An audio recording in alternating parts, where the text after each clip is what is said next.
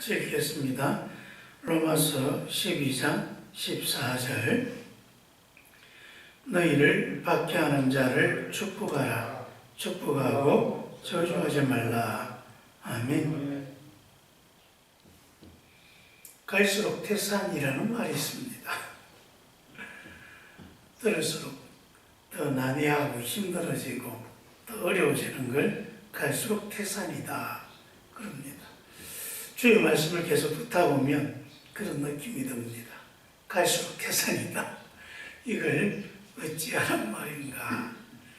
그래서 어떨 때는 주의 말씀 들을 때 도대체 왜 이런 말씀을 하실까 라고 생각될 때도 있고, 또 어떨 때는 아니 이 되지도 않을 것을 왜 자꾸 우리에게 이렇게 말씀하시는가 싶은 그런 생각이 들 때도 있고, 이론은 좋은데 이게 과연 실제에서 가능할까 싶은 또 그런 말씀들도 많이 있습니다.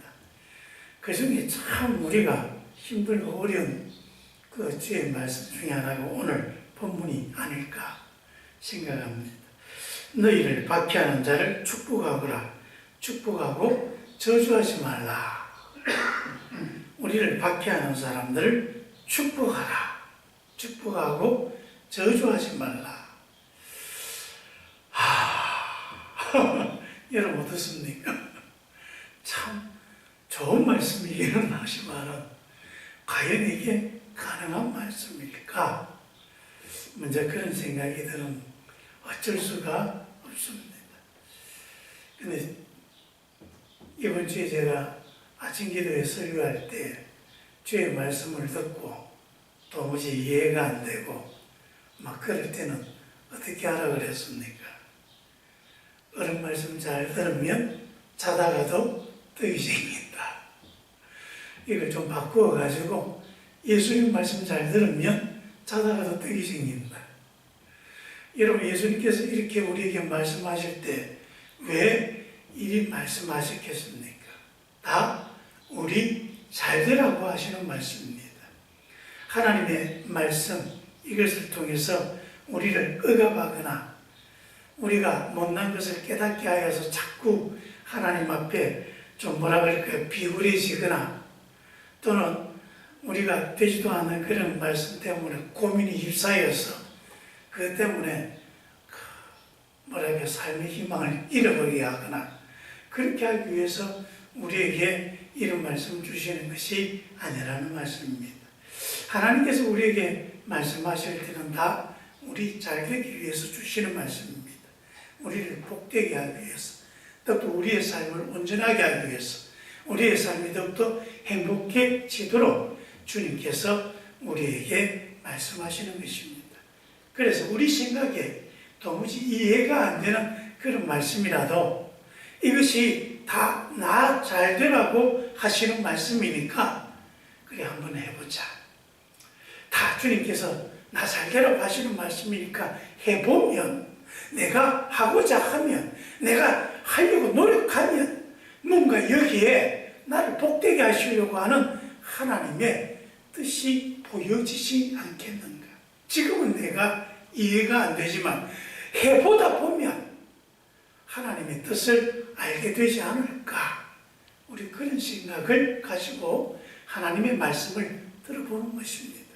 그리고 해보려고 할 때에 그게 우리가 이해가 안 되었던 그 하나님의 놀라운 은혜가 우리에게 주어진다는 것을 깨달아지는 것입니다.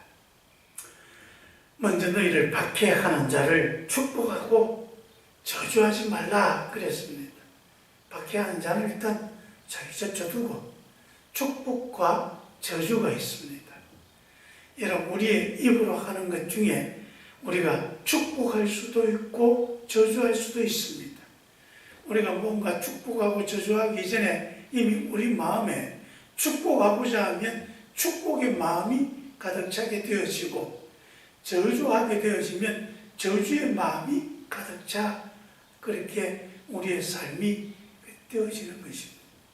우리가 자꾸 입으로 축복을 많이 하면 많이 할수록 우리 속에는 우리 축복하고자 하는 그런 모든 생각과 또 그럴 수 있는 여러 가지 세포들과 또 뭐 그럴 수 있는 모든 작용들이 우리 속에서 일어나게 되어집니다. 이게 육체적으로도 일어나고 정신적으로 영적으로도 일어나는 것입니다. 그래서 우리가 축복을 많이 하면 우리 영혼이 자꾸 축복하는 마음으로 자꾸 정화되어지고 축복하는 그 마음으로 우리 영혼이 풍성해집니다. 축복해지면요, 또 우리의 육체도 반응을 합니다. 축복하기 시작하면 우리 속이 일단은 편안해지고, 여러분 축복할 때 막 속에서 막 선뿌리가 막 나가지고 화가 이렇게 축복이 되겠습니까? 축복하고자 하면 우리 속에 마음이 평안해지고 기쁨이 넘쳐나고, 또 축복하고자 하는 그 상대가 사랑스럽기 때문에 좋아하는 마음, 또 뭔가를 즐거워하는 그런 것들이 우리 속에서 자꾸 생겨납니다. 그러면 그런 그 몸에서 자꾸 뭐 그런 것들이 생성되어지고, 우리 장기가 편안해지고, 또 심장이 안정되어지고, 호흡이 올바라집니다. 정신이 맑아지고요. 그러면서 우리의 삶이 더욱더 온전해지는 것을 경험해 줍니다. 자꾸 입으로 축복을 하면 우리의 몸도 건강해지고 마음도 건강해지고 우리의 영혼도 건강해지는 것을 경험하지 않습니까? 저주하게 되시면 어떻게 됩니까? 저주하기 시작하면 일단 우리의 몸이 저주로 인하여서 아주 독으로 물들게 되어집니다. 우리가 저주하게 되어지면 저주의 생각들이 우리 속에서 막 뿌리 내려지고, 그러면서 그것이 우리 몸에서 하나씩 하나씩 반응해지면서 우리 몸에서 독기가 나오기 시작합니다. 저주하려고 그러면 화가 막 치밀어 올라지고, 또 그러면서 우리 속에서 자꾸 뭔가 이 독이 부글부글 끓어오르는 그런 역할을 하게 되어집니다. 그러니까 여러분, 이미 우리가 저주하려고 시작하면 이미 내 몸에서 독이 막 생성되어지기 시작하는 거죠. 우리 장기들을 자꾸 잠식하기 시작합니다. 여기 악한 세포들이 막 자꾸 활동을 합니다. 그래서 암이라든지 우리 몸을 상하게 하는 그런 것들이 막 활동하기 시작합니다. 막 호흡이 가파라지고요. 그리고 간이 막 쪼그라들기 시작합니다. 막 화가 나 있으니까 막 이 관이 막 어디가 찌들어진다 그러나요? 그렇게 되어지고 하면서 자꾸 호흡이 가빠져. 심장이 막 빨리 뛰기 시작하고. 그러면서 막 화가 내로 막 치밀어 오르지 않습니까? 그러면 우리 이 머릿속에 화로 인하여서 막 감싸지는 거죠. 그리고 그것이 마치 입으로 튀어나오게 되어지면 이 독기가 입에서 팍 퍼져나오는 것입니다. 내 속에 막 독기가 계속 쌓여지면서 막 터져나오는 거죠. 그래서 우리가 막 저주를 부으면 어떨 때 속 막 시원합니다. 기분이 좀 나아지는 것 같은 느낌이 듭니다. 하지만 우리가 이렇게 저주를 막 퍼부을 때 우리 속에서는 계속해서 그런 독들이 생성되어지고, 내 몸은 저주의 독에 의해서 자꾸 잠식되어지면서 그렇게 우리의 몸도 악해지고 마음도 악해지고 우리의 영혼도 악해지는 것입니다. 그러면 그 저주에 의해서 우리가 몸이 상해지고요, 마음이 상해지고 또 영혼도 상해지는 것입니다. 여러분, 저주와 축복 중에 어느 게 좋습니까? 당연히 축복하는 게 좋습니다. 저주하는 그 사람을 내가 저주해서 그 사람도 악하게 될 것 같지만, 그 사람이 악하게 되기 전에 그 저주가 이미 내 몸에 머물러서 나를 죽이게 되는 것입니다. 그래서 주님께서 우리에게 말씀하십니다. 축복하라, 저주하지 말라. 왜? 축복을 해야 우리가 건강해지고 온전해지고 행복해지고, 하지만 저주하기 시작하면 우리가 병들어지고 악해지고, 우리도 자꾸 저주하다 보니 우리 몸, 우리 마음과 우리 영혼도 그 저주 속에서 더럽혀지고 악해져 가는 것입니다. 어느 순간 내가 저주했던 그 대상자처럼 나도 그런 마음으로 내가 달라져 가고 있는 거죠. 그래서 주님께서는 우리 보고 저주하지 말고 축복해라. 근데 여러분, 저주는 누구에게 합니까? 나를 박해하는 사람을 위해서 하는 것입니다. 나를 힘들게 하는 사람, 나를 어렵게 하는 사람, 내게 못된 짓을 한 사람에게 저주하는 것입니다. 그래서 박해하는 자에게 축복하라. 박해하는 자를 저주하는 이 세상 사람들은 당연하지만 당연한 그것을 하게 되어지면 도리어 그것은 그 박해하는 자를 죽이는 게 아니라 나 자신을 죽이는 것이니까. 박해하는 자가 오더라도 이를 악물고서라도 저주하지 말고 축복해라. 축복하는 것이 너를 위하는 것이고 자신을 살리는 것이다. 그리고 여러분, 박해하는 자들을 내가 축복하기 시작하면 두 가지의 또 효과가 생겨집니다. 어떤 일이 일어나느냐? 첫째로 내가 축복하니까 금방 말씀드린 것처럼 축복하는 것 속에서 내가 가져지고 있는 미움이 점점 사라지기 시작합니다. 그 희한한 게요.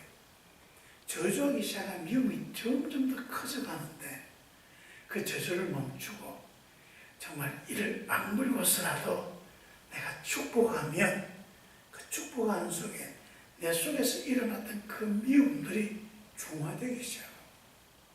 중화되면서 내 간이 편안해지기 시작하고요.